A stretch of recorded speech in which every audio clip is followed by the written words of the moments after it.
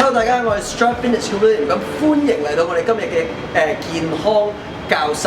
咁今日我哋就講解一個荷爾蒙叫 cortisol 皮質醇。咁好多朋友都問我哋，我一個禮拜做6-7次 gym， 我可能一日做100下 sit up、200下 sit up， 最勤力嗰個朋友咧就試過做500下 sit up。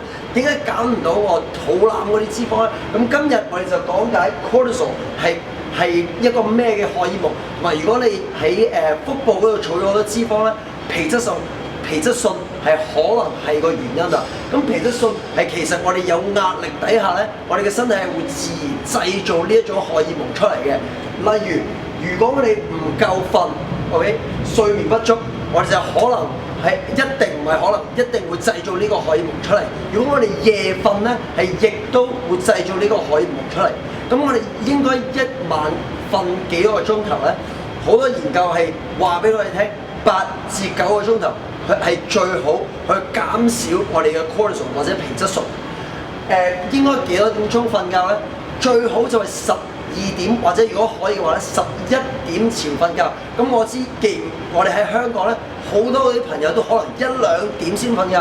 我同你講，如果呢個係你應該好好考慮應唔應該早啲瞓覺。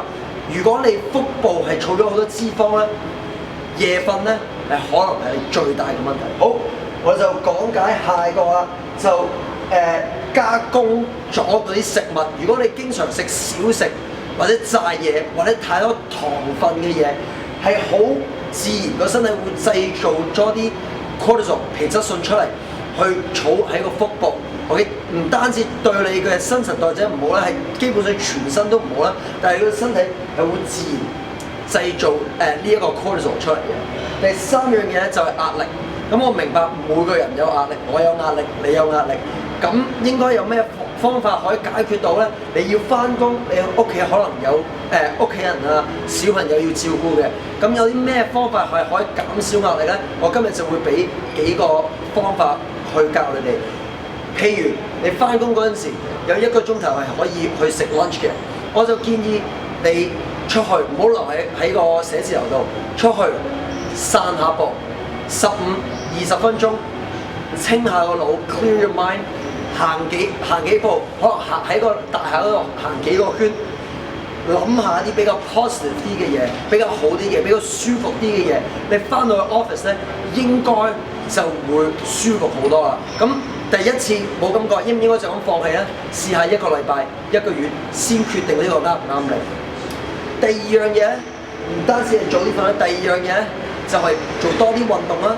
OK， 做多啲運動，參加一個 gym。如果你唔係喺一個 gym 嗰度係一個會員咧，你就想可能喺屋企做，可以跟我哋啲 YouTube 台咧，同埋唔同嘅片去幫助你嘅壓力。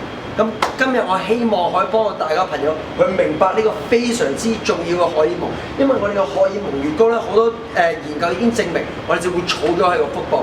咁可能唔係你唔夠勤力，可能你要揾另外一個方法去喺腹部嗰度燒多啲脂肪。下次再見。